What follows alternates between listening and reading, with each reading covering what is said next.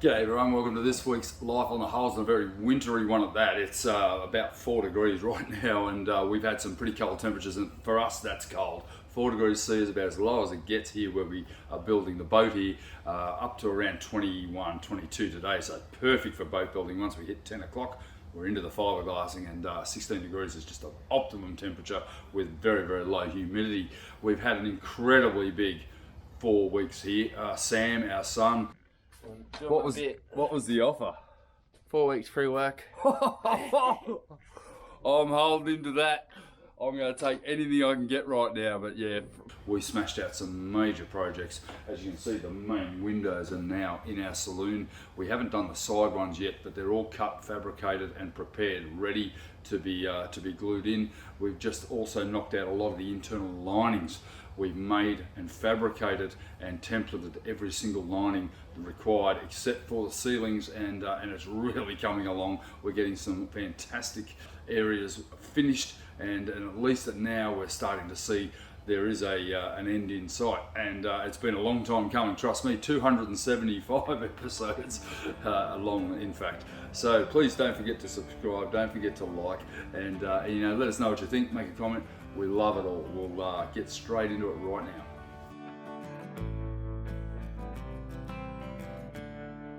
So I've come in this morning, and Janet was going to lay this up yesterday, but it got really hot. It's going to be 32 here today, I think. So I'm going to help Janet with this. We're going to spray it with the gun rather than hand mix, just to save a lot of time and a lot of resin. Which is a relief. Yeah, which is a bit of a relief. We should knock this over in an hour. Our first one, we're going to do 2 of these. And I was just wanting to make a comment that this is what happens when you get a professional involved. Well, I wouldn't call myself a professional, but I don't want to get confused in the middle of it. So I've labelled everything. I think it's called age. Everything's labelled. Oh, is that what it is? I've got to make sure I remember, so everything's labelled. Okay. So this, kids, is what happens when you get old. You've got to label everything. I've never labelled anything, even when I did the hole in the deck. So what have you done? Show me. So the 300's there, that's pretty straightforward. Yep. And then this wording is port, nose, third piece. And then I've got second and first. So the first one I want on first, obviously. Yep. And then starboard nose. Yep. Starboard middle. Right. Straightforward, really. And tail starboard, because I didn't want to put stern because it's too many levers. Yep. But see how this wraps over. So this one's a little bit more complicated. Exactly. And what we're aiming for is a really strong centre line, but not so strong on the sides. We just want to make sure it can. But you also wanted to make sure that where we stick on was well and truly covered, which was the other thing. Yeah, because this actual flange here is actually going to glue up under the bridge deck.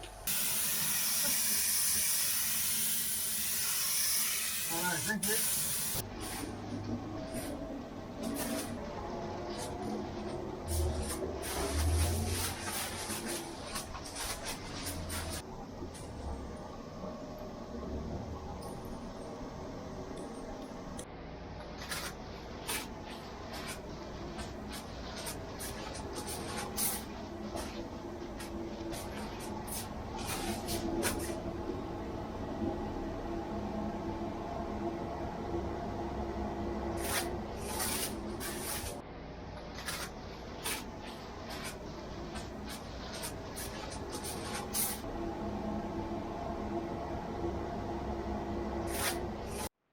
35 degree stinker today. Janet and I laid the nacelle up, the first of the nacelles up this morning, and at 11 o'clock we gave up the wheel. It was foul in here, and it's now 3 o'clock in the afternoon. We've been home, we've been to the beach for a couple of hours with the dog, and had a nice swim and cooled off, and it's probably still, I think it's about 35 in here now. It's pretty horrible. But I've just started to demould this. Honestly, this was made this morning, and this is going to pop out the salo, and I'm going to have a look. But I put a couple of wedges just there, and already it's starting to release. I mean, amazing when you get a hot day like today. It's almost like forced curing. Certainly will stay green for a couple of days, but you know, it's going to pop out pretty readily. Not going to be a difficult one to demould, and then I can get ready to make the second one. Janet will be dirty with me that I demould it. Because I demould everything. I don't ever wait, because you know, if I wait, you know, Janet's out on marine rescue tomorrow, so she won't be here to hear it. wanting to release already. It's amazing.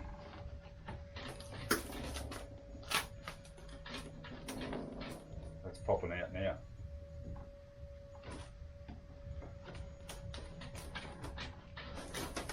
Yeah.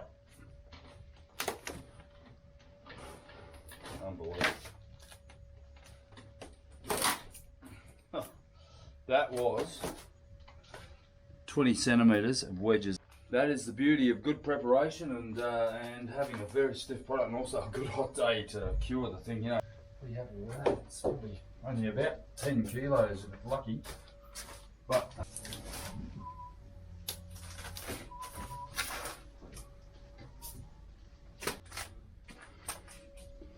brilliant. Getting all excited about the nacelles that we've made for the bow of the boat, and I've brought it up here to dry fit in place. I've got, as you can see here, we've got a solid bridge deck here, and we need to put these in. The only problem is my truck's in the way. So the only thing I can do is move the truck that way, which is probably okay. But I've got a problem down the other end because my davits are going to be in the way. So yeah, a couple of dilemmas. I'm not really sure how I'm going to address this, but I'll just show you how long these wave breakers are.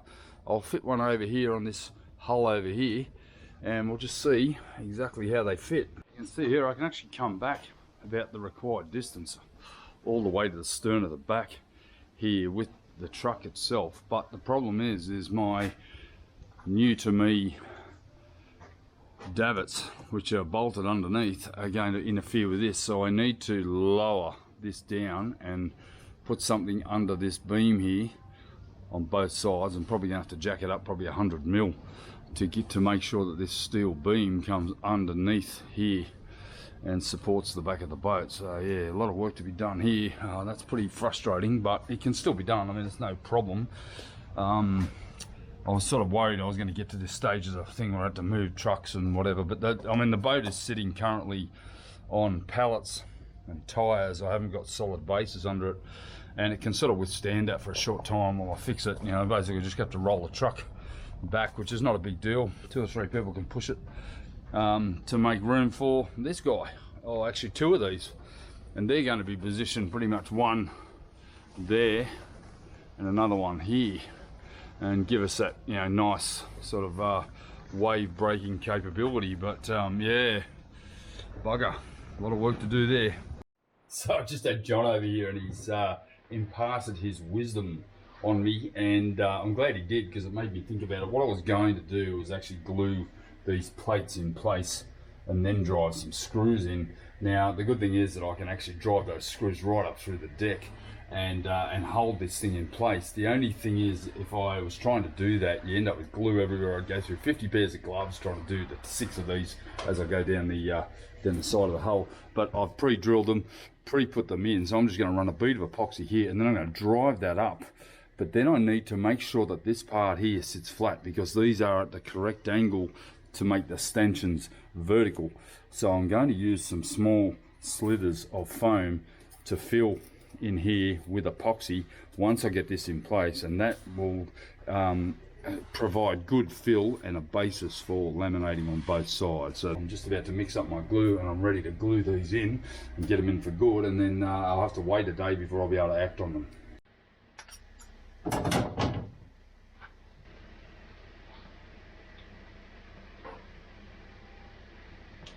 I'm going to go along and just put that last bit along the back, and then I'll come back and put that foam in backfill from behind and from above, and then I should have a good sort of shape with which to work later on. I'll be able to get those nicely sanded and get some beautiful little radiuses on them as well, so that it all looks good from the outside. I'm not that worried about what it looks like from the inside. It's all going to be laminated over anyway.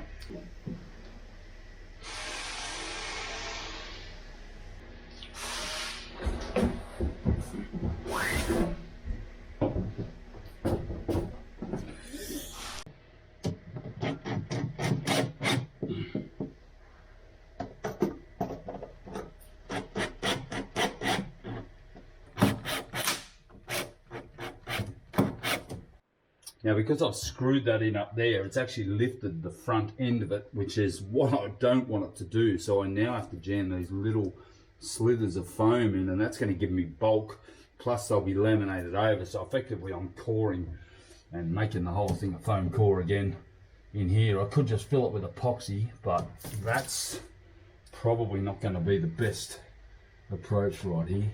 I think putting a tiny slither of foam in to give it some fill, and then epoxying the back of it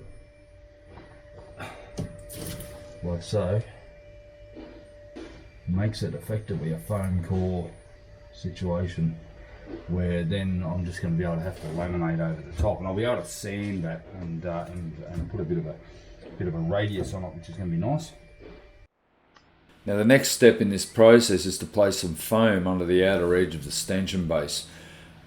This will form the shape of the side of the cat and also the stanchion base on the outside edge, and then that'll be integrated back into the deck to provide a consistent look along the side of the boat. I'm going to use some extra long bolts on the outside to go through the deck itself, and then have some stainless base underneath that'll be shaped to the underside of the deck.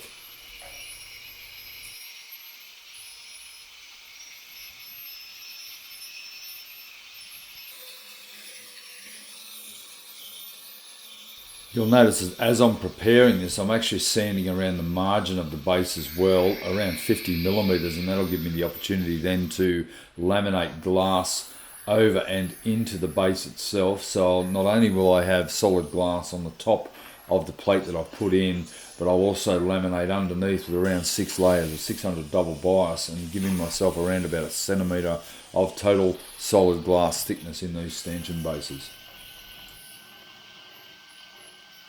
Once the lamination and the integration is complete, I'll then put flow coat on with a brush flow coat, and then I'll be able to sand that back, and then ultimately a final spray should integrate that back in and match the gel coat.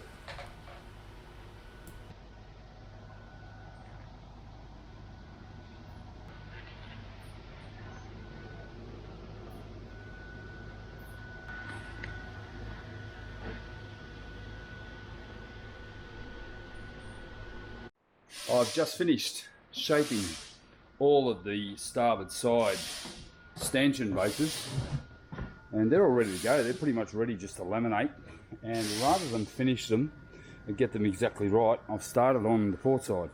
So I'm over here and I'm starting to cut some holes again.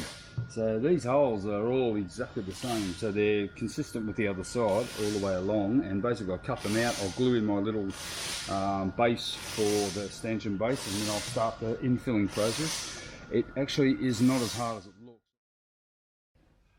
The only way we're going to get these back hull extensions finished is to get the anti-slip down so I can get all of the final gel coat spraying down. Now this has been a big project. This has been going on for around about 8 months.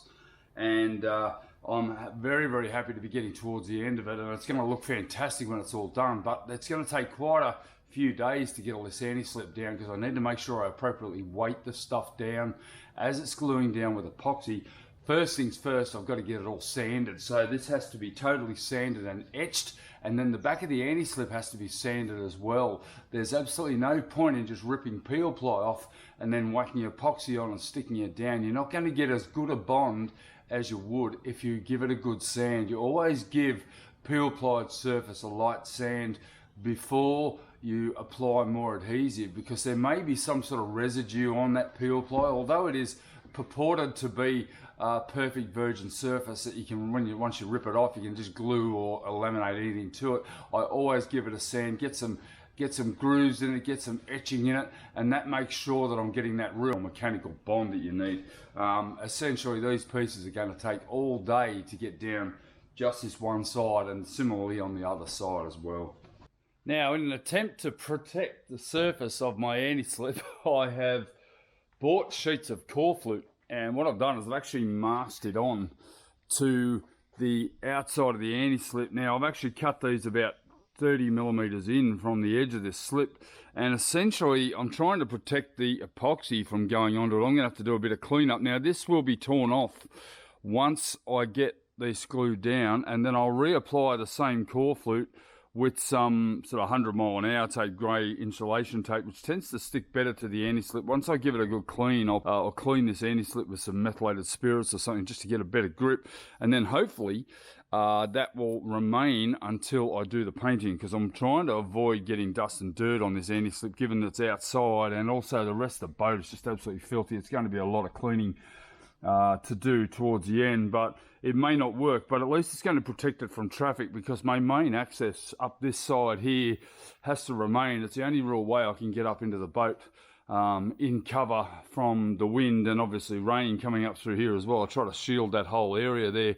But yeah, so what I'll do is I'm going to take these off now, and then I'm going to sand the backs of them. They've got peel ply on them now. I've just given this surface a good sand, and what I'll do is I'll clean the whole thing with a light clean of acetone just to clean off any surface dust, and then I can get to epoxying them down. As you can see, they're pretty flat, so they're going to glue down pretty well. What I'm trying to do is get it not to cup up, and it's going to take a little bit of weight and some very carefully placed pucks of weight, probably some barbells or something that I've got laying around, and some blocks of timber in the works, just to keep this weighed down while it glues. And by lunchtime this will be set, and then I can come in and complete the job basically, and start to think about how I'm going to spray this whole thing up. Now all I have to do is spray this area here. It really is the only area, and that's another reason for the core fluid. I'll be able to mask this up so I don't damage the anti-slip when I'm doing my final spray job.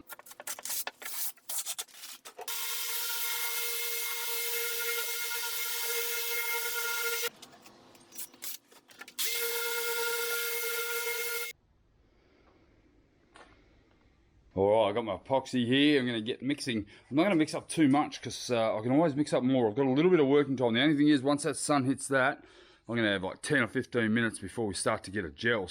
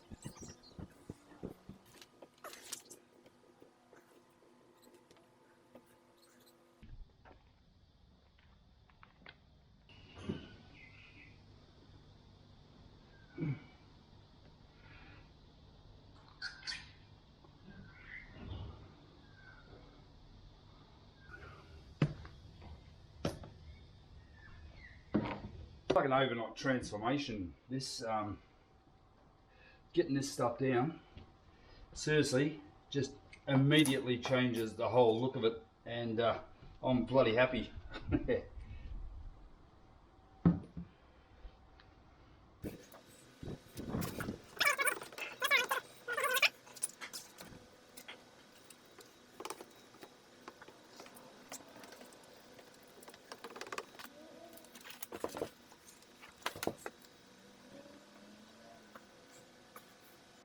This anti-skid is an incredibly slow process, just getting the weights moved, and I've got pretty much this part here is glued in, this part here is glued in, the step, the bottom, all sort of in a morning. I've just done this large one around here. I'm going to do the hatch actually up in the factory, because I've still got some work to do on that hatch. I've got to add a couple of bits underneath for the drainage, and also have to laminate the edges of the hatches. So very, very important to get that done. But for now, I've got all these in place, and it's starting to really look the business. It's nice to have the white core fluid on there, because it's going to protect it. As you can see, I can actually walk on this now without actually walking on my nice clean anti-slip, because the result is this filth that I've got all over this whole area here. Now I could have put a cover down here, but to be honest I don't really think I could have. Would have been massive pieces of plywood, probably end up with dirt and spiders and shit under it anyway, so I'm better off just to acid wash the whole lot at the end. So that's been pretty successful. I'm going to go up and prepare the other halves, or the other side. I've basically got them all ready up there. I've just got to get them all taped up, got all the components cut, and then I can come down and maybe tomorrow start to glue them down as well. It's been a great deal of work cutting out the core flute that's going to hopefully live on this anti-slip until we launch the boat. I've got to work out some way of adhering it to the actual boat itself, because the masking tape is not going to last, and insulation tape is not great either because it actually shrinks in the heat that we get here and pulls up.